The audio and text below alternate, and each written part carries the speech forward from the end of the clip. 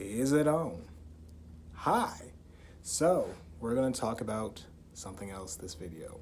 So, last time we talked about Black Lives Matter and the number of black related deaths at the hands of the police. Video went well, got 100 views. Yeah, it counts for something. Well, on my Twitter, not my Twitter, excuse me, on my YouTube, my Facebook got hundreds. So I was so pleased. Yes, people were listening, people were getting it. I'm not sure if that got the full 18 minutes of it, but that's really not important. The fact is, the message is out there. So, next order of business is to discuss what everybody's talking about again. We had this conversation 3 years ago. Confederate statues and monuments. Yay. We're still having this conversation. So pretty much those of you guys who are not aware, who choose to ignore the news or who choose to ignore what's going on in the world, the argument has been, and it has been for decades now, that these Confederate statues are not appropriate to have. That's how a lot of African Americans feel. That's how a lot of progressive Caucasian Americans feel. It's just not appropriate.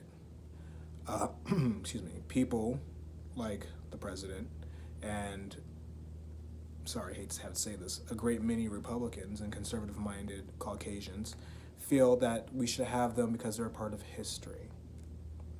And that's not true.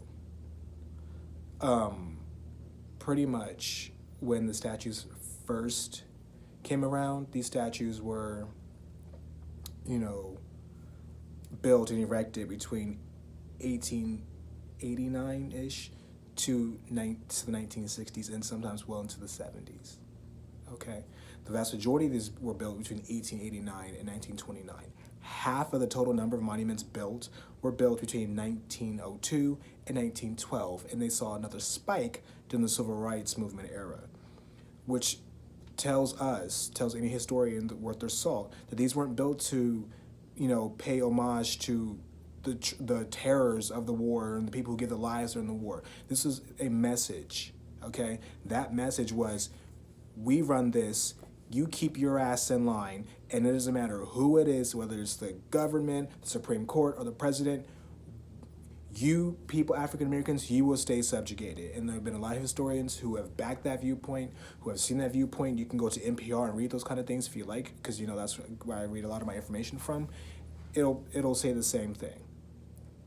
But going a little deeper here, let's talk about the Confederate statues and monuments and things of that nature and why it's a bit of a problem and why it's problematic. Okay, let's go back. So in the United States, as of this recording, there are 718 Confederate monuments and statues here. Okay? 10 are in the United States Capitol in Washington, D.C. 42 states have Confederate monuments. Now, again, going back, I don't agree with having Confederate monuments anywhere in the United States, but what struck me as funny and what struck me as odd were, I can understand, Southerners having some kind of tie to that, whatever reason, whatever. But I found it interesting that a large number of these states that have these Confederate monuments and flags, monuments and statues, were states that weren't states at the time, such as Arizona, Colorado, Hawaii, Idaho, Iowa, Montana, Utah, Wisconsin, Wyoming, New Mexico. That's 10 right there. 10 states that weren't even states, that probably never saw a single Civil War battle, are having monuments to a movement in the United States that was technically treacherous. And then we have free states who were states at the time who were free states who have monuments as well. We have Indiana, Ohio, Michigan, Wisconsin, California, New Jersey, Massachusetts, Rhode Island, Pennsylvania, Oregon, New York, Delaware. So to even compound the issue, we have people who fought in the battle, states who fought the battle, who won the war, and yet they still are paying homage to the people who they beat. Now, where do they do that at? That's what it comes down to. Where do they do that at? In no other country, in no other place, would you ever find somebody make the argument that, hey, the losers deserve to have statues and monuments up to for historical purposes. When we look at the United States, when we look at, the American Revolution, whatever, do you see any statues or any monuments to General Cornwallis? Do you? Do you see any statues or monuments to the British Crown? Do you see anything to George III, King Charles? Do you see any statues or monuments or anything like that for the Parliament, for the House of Burgesses? Do you see any of that in the United States anywhere? No.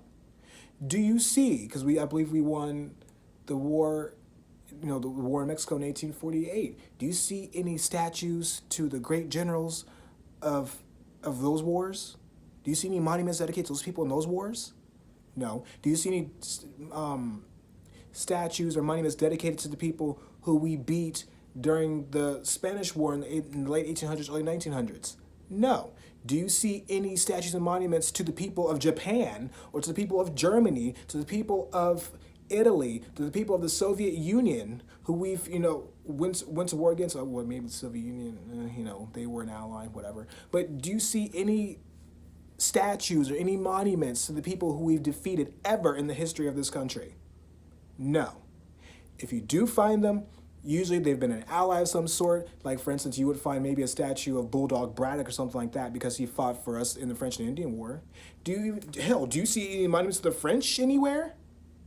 We beat them in the French and Indian War. Do you see any monuments of Native Americans anywhere that we beat in the French and Indian War? Do you see any monuments of the British who we beat again in the War of 1812? I don't think so. Okay? That is the point. We'd like to say it's part of history, whatever. Well, guess what? History belongs in museums. African Americans in this country do not need to see people who have enslaved their ancestors being in positions of praise. Because that's what these monuments are. They are paying homage. They're giving praise. They're saying something great happened with these people, where it's okay that they owned people. It's okay that they raped people. It's okay that they hurt people. It's okay that they kill people. That's okay. It's all right because it's all white. And that's not fair. Let's keep going further here, okay? Let's look at it here. In 1800, there were 602 slaves in all of the United States. Because you have to remember, until about 1804, slavery wasn't outlawed in the North. Okay? By 1860, there were 3,953,762 slaves in the American South that we can account for. Okay? 4 million slaves. And they're owned by 11,000 people. 32% of the white people in the American South owned slaves. So when you look back at Jefferson Davis, when you look back at George Washington, you will look at Robert A. Lee, look at Stonewall Jackson. All these people were fighting for the right to own slavery. They can sit there and say it's states' rights if they want to, and that's fine. Kudos to you, but we all know it's not true. Because what state right was being infringed upon that we felt the need to secede from the Union?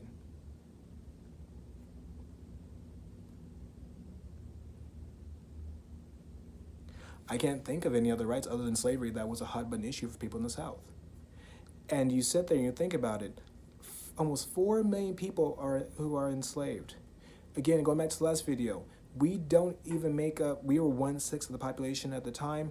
We barely make up 1/8 of the population now. And most people who are African Americans, there are some precious few out there, admittedly. Most African Americans in this country are descended from these people here, or have an ancestor who's related to somebody who was a slave. And to go into a country where we're trying to be post-racial, and we're seeing public squares, with people who could have owned my relatives, who could have raped my relatives, who could have killed my relatives, who believed my relatives were chattel, a commodity to be sold, and not, and what did Roger B. Taney say? And not deserving of any rights that a white man has to respect. And we're supposed to be okay with this. We're too sensitive about this. Let's be real for a second.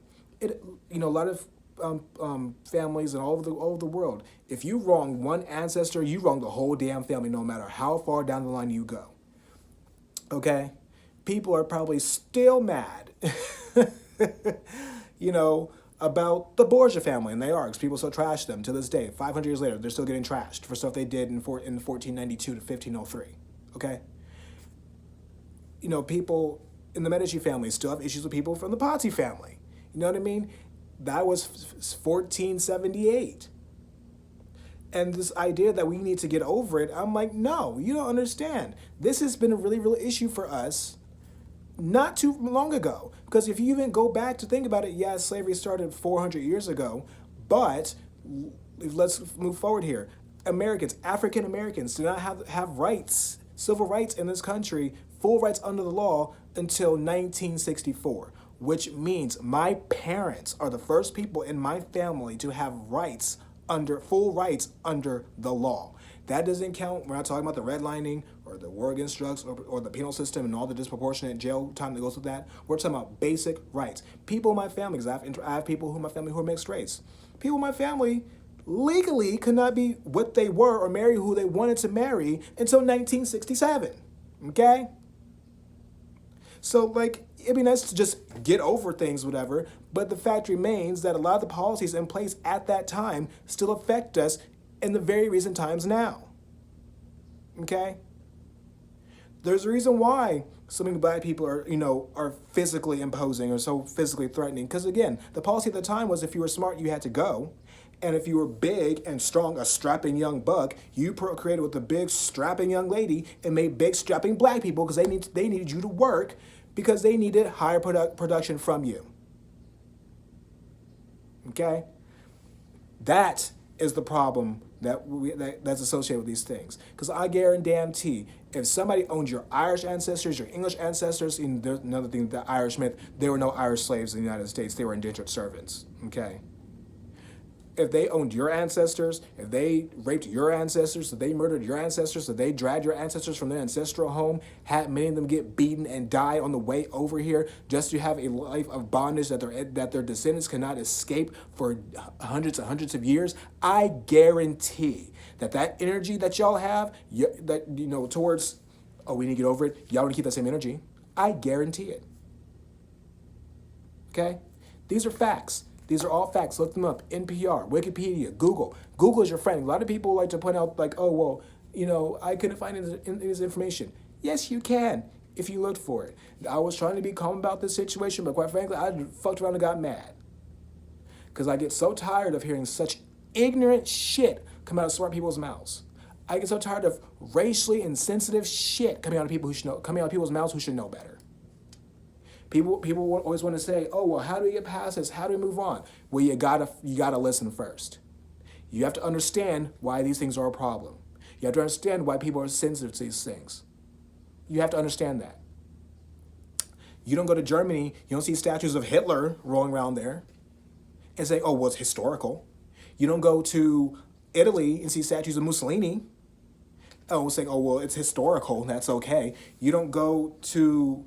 who else is it? You don't go to Iraq and see statues of Saddam Hussein still up there. You don't go to, all these other countries where people have been subjugated or ruled or hurt by other people. You don't see their statues up there. You don't. You don't go to mainland China. You don't see Chiang Kai-shek up there. Common sense. It's common sense. You want to be an ally, you want to move past things, whatever, then you, like I said before, need to recognize that there's hurt associated with certain things. And if you don't understand that is your privilege. Because again, I can't escape the fact that I'm a descendant of slaves. I can't escape the fact that chances are somebody in the South named Kennedy owned my family. I can't escape the fact that, hey, there's a possibility that these people who were glorifying Robert E. Lee, Stonewall Jackson, Jefferson Davis, Nathan Bedford Forrest, they could have very well owned my family, or very worse, in Bedford Forrest's case, he might have massacred a family member of mine. It's a very real possibility. So let's use our heads here. Let's be smart about this. Let's actually do our homework. Let's talk to each other. Because as you can see, this is a very fiery issue. And I'm kind of glad, I'm thankful for this anger right now. Because you guys can understand the passion that many people have who can verbalize it the way I probably can, who can give you the facts the way I can, as well as be emotional about it. This needs to happen. Conversations need to happen. We need to be uncomfortable. So let's get uncomfortable. Let's talk about it, and let's think these things through. And maybe, hopefully, that this will change some minds. Maybe, hopefully, they'll be like, "Oh my God, I didn't think of it that way," and now you have a different opportunity to see something a little bit differently. But what I don't want this to be is another, "Oh well, all white people are the devil. All white people are evil." That's not the case. Honestly, a lot of people who support these things are just flat out ignorant. They don't know better. They need to be educated. And if at that point you choose to still, follow along with what you believe in, whatever, then at that point maybe we can look at your little side. We can give you the side eye and probably think you're racist. But until that day comes, I'm going to do my best to look at you and say, "Hey, you're not racist. Hey, maybe you just don't know what you don't understand from my perspective, and let's move from there." And I feel like that's the best way to go about it. Could be wrong. That's how I feel. So, on that note, I'll talk to you later. Bye.